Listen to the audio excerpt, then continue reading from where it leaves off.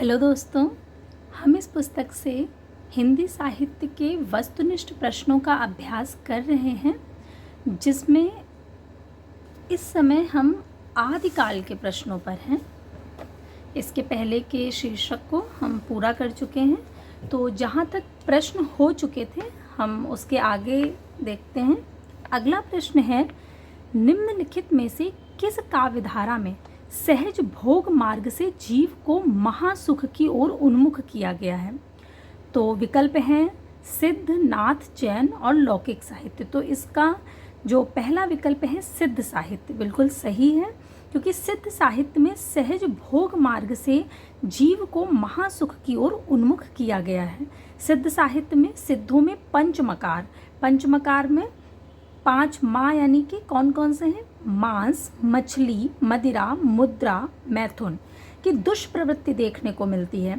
साधना पद्धति में शिव शक्ति के युगल रूप की उपासना की जाती है। सिद्धों का चरम उत्कर्ष काल 8वीं से 10वीं शताब्दी के मध्य था। सिद्धों के विषय में सबसे पहली जानकारी ज्योतिश्वर ठाकुर की रचना वर्ण रत्नाकर से मिलती है।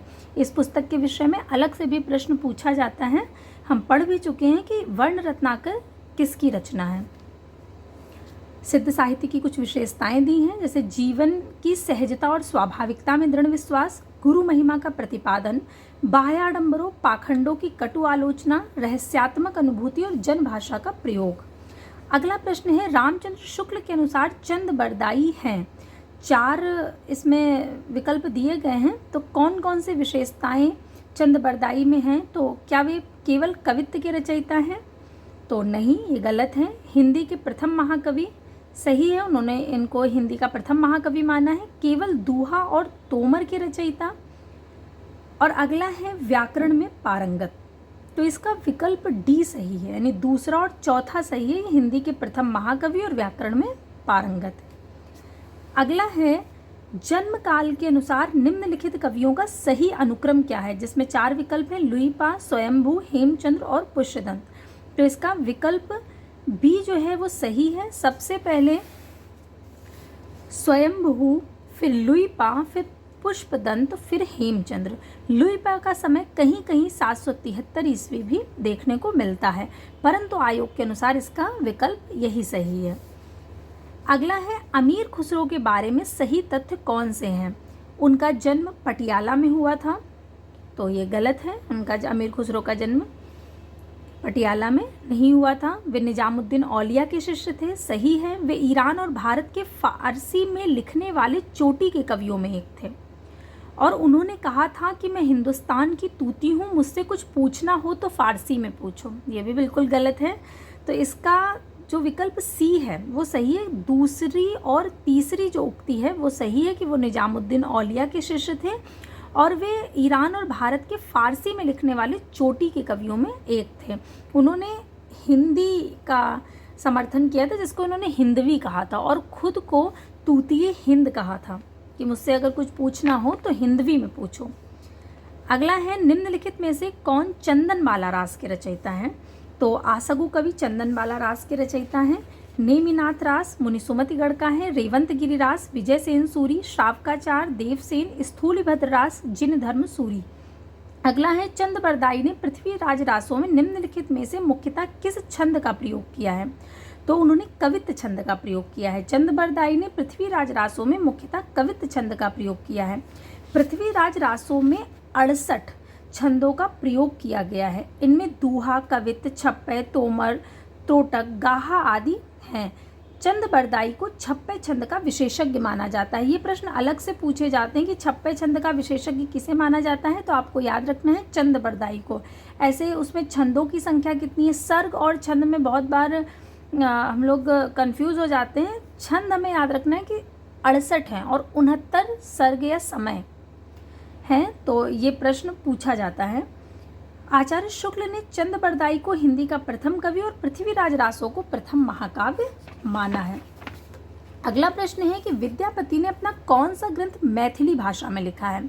तो विद्यापति का जो पदावली है वो मैथिली भाषा में लिखा गया है। विद्यापति का जन्म 1350 ईस्वी में हुआ और ये शैव संप्रदाय के कवि थे। तिरहुत के राजा शिव सिंह और कीर्ति सिंह के दरबारी कवि थे। इन्होंने संस्कृत, अवहट्ट तथा मैथिली भाषा में रचनाएं की। कीर्तिलता, कीर्ति पताका अवहट्ट की तथा गंगा वाक्यावली, पुरुष परीक्षा संस्कृत की रचनाएं हैं। पौमचर्यु में किसका वर्णन है? अगला प्रश्न है, तो पौमचर्यु में राम जी का वर्णन है। पौमचर्यु स्वयंभू की रचना है जिसमें उन्होंने राम का वर्णन किया है। इसे पद्मचरित या जैन रामायण कहा जाता है। इसकी भाषा अपभ्रंश है और इसमें 5 कांड, जिस तरह से श्री रामचरितमानस 7 कांडों में विभाजित है, उसी तरह से इनका जो पौमचर्यु है वो भी 5 कांडों में विभाजित है। विद्याधर कांड, अयोध्या कांड, सुंदर कांड, युद्ध कांड और उत्तर कांड। इसमें देखिए कुछ जो हैं वो उससे मिलते जुलते हैं, तो आपको याद करने में आसानी रहेगी। इसमें राम कथा को जैन धर्म के अनुसार परिवर्तित करके प्रस्तुत किया गया है। अगला प्रश्न है, अमीर खुसरो की पहेलियाँ और मुकरियाँ किस भाषा में हैं?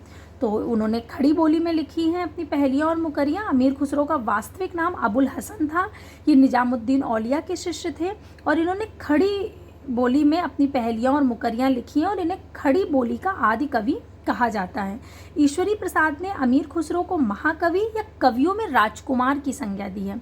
बहुत बार पूछा गया प्रश्न है कि कवियों में राजकुमार की संज्ञा किसे दी जाती है? तो अमीर खुसरो को दी जाती है। और किसने दी है? तो ईश्वरी प्रसाद ने दी है।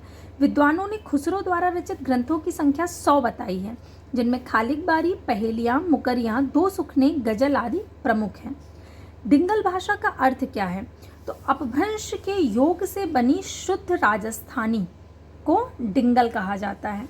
डिंगल और पिंगल साहित्यिक राजस्थानी के 2 प्रकार हैं। अमीर खुसरो का जन्म स्थान कौन सा है? तो एटा। अमीर खुसरो का जन्म 1253 ईस्वी में एटा उत्तर प्रदेश के पटियाली नामक कस्बे में हुआ था। इनके द्वारा रचित ग्रंथ खालिक बारी, 2 सुखने, पहेलियाँ और मुकरियाँ। शुक्ल जी के अनुसार हम्मीर रासों के रचनाकार कौन है? तो हम्मीर रासों के रचनाकार शांगधर को माना जाता है। अगला प्रश्न है, विद्यापति ने किस भाषा में काव्य रचना की है? तो मैथिली भाषा। इसमें जो विकल्प दिए गए हैं उनमें मैथिली भाषा सही है। इसके अतिरिक्त उन्होंने संस्कृत में भी लिखा है, जैसा कि हमने पढ़ा था, जो कि इसमें संस्कृत विकल्प में नहीं है और वो मैथिली के लिए ही जाने जाते हैं, इसीलिए उनको मैथिल कोकिल कहा जाता है। तो इसका मैथिली भाषा विकल्प बिल्कुल सही है।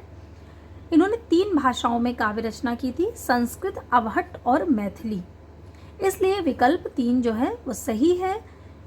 इनका जन्म 1350 ईस्वी में हुआ था और मैथिली भाषा में ही विद्यापति ने अपनी पदावली की रचना की थी। और सूर्यकांत त्रिपाठी निराला ने पदावली को जो है उसकी जो मादकता है उसको नागिन की लहर कहा है। अगला प्रश्न है, अमीर खुसरो ने हिंदी के लिए कौन सा शब्द प्रयुक्त किया है? अभी हम बात कर रहे थे कि उन्होंने हिंदी के लिए हिंदवी शब्द का प्रयोग किया है। कीर्तिलता की भाषा क्या है? तो मिश्रित अपभ्रंश है। अगला प्रश्न है, कुछ पंक्ति दी गई हैं और पूछा गया है कि किसकी हैं। बालचंद बिजावई भाषा, 2 नहीं लग गई दुज्जन हासा। विद्यापति की किस रचना की पंक्ति हैं पूछा गया है? तो ये कीर्तिलता की पंक्तियां हैं। कीर्तिलता, कीर्ति पताका, ये सब विद्यापति की रचनाएं हैं। अगला प्रश्न है, निम्न में से कौन सी अमीर खुसरो की रचना नहीं है? तो पहेलियाँ और मुकरियाँ, 2 सुखने, खालिक बारी, ये सब अमीर खुसरो की है, लेकिन पुरुष परीक्षा विद्यापति की रचना है, ये अमीर खुसरो की रचना नहीं है। अगला है, निम्नलिखित में से कौन निर्गुण भक्ति धारा का नहीं है? रैदास, कबीर, नानक या विद्यापति? तो विद्यापति निर्गुण के नहीं हैं, बाकी सभी रैदास, कबीर और नानक निर्गुण के हैं। विद्यापति को मैथिल कोकिल, अभिनव जयदेव और खेलन कवि की उपाधियां प्राप्त थीं। अगला है, ढोला मारूरा दूहा में ढोला के पिता का क्या नाम है? तो राजा नल बिल्कुल सही विकल्प है। ढोला मारूरा दूहा में ढोला के पिता का नाम राजा नल है। ये 11वीं सदी में रचित कवि कल्लोल की रचना है। इसमें राजकुमार ढोला, राजकुमारी मारू तथा राजकुमार मारू तथा राजकुमारी मारवड़ी की प्रेम कथा, ये लोक प्रचलित प्रेम कथा है। कुछ कथाएं होती हैं ना, लोक कथाएं, जैसे लोकगीत होते हैं वैसे ही लोक कथाएं होती हैं। तो ये जो ढोला मारूरा दूहा लिखा गया है ये लोक कथा को आधार बना करके लिखा गया है। अगला प्रश्न है, गोरखनाथ का समय 11वीं सदी किसने माना है? तो पीताम्बर दत्त बड़थ्याल ने माना है। गोरखनाथ जी के समय में बहुत मतभेद है। कुछ लोग इन्हें 9वीं सदी का, कुछ 10वीं, तो कुछ 11वीं का मानते हैं, जिसमें पीताम्बर दत्त बड़थवाल का सबसे ज़्यादा प्रामाणिक माना जाता है और इन्होंने 11वीं शताब्दी का या 11वीं सदी का इनको माना है। अगला है नाथ पंथ सिद्धों की परंपरा से ही छटकर निकला है। ये बात किसने कही है? तो ये बात कही है आचार्य रामचंद्र शुक्ल जी ने। अगला है पिंगल मिश्रित भाषा की रचना की है। पिंगल मिश्रित भाषा की रचना पृथ्वीराज रासो ने की है, की रचना है पृथ्वीराज रासो। तो जो चंद्रबरदाई का पृथ्वीराज रासो है वो पिंगल मिश्रित भाषा में लिखा गया है। पृथ्वीराज रासो के रचयिता चंद्रबरदाई हैं। पिंगल भाषा शैली का जन्म पूर्वी राजस्थान में ब्रज क्षेत्रीय भाषा शैली के उपकरणों को ग्रहण करते हुए हुआ था। इस भाषा में चारण परंपरा के श्रेष्ठ साहित्य की रचना हुई। राजस्थान के अनेक चारण कवियों ने इसका उल्लेख किया है। अगला प्रश्न है आदिकालीन हिंदी के संबंध में उपयुक्त नहीं है। संयोगात्मकता की ओर झुकाव, ड ध्वनि का विकास, ड़ा ध्वनि का विकास, संयुक्त स्वर ए का प्रयोग। तो जो पहला है संयोगात्मकता की ओर झुकाव, ये उपयुक्त नहीं है, क्योंकि उस समय जब हिंदी विकसित हो रही थी तो वो संयोगात्मक ना होकर के वियोगात्मक हो रही थी, तो ये तो संभव ही नहीं है, इसलिए पहला विकल्प सही है। आदिकालीन हिंदी का व्याकरण 1000 या 1100 ईस्वी के आसपास तक अपभ्रंश के बहुत निकट था। भाषा में काफ़ी रूप ऐसे हैं जो अपभ्रंश के थे, किंतु धीरे धीरे अपभ्रंश के व्याकरणिक रूप कम होते गए और हिंदी के अपने रूप विकसित होते गए। आदिकालीन हिंदी में मुख्यतः उन्हीं ध्वनियों का प्रयोग मिलता है।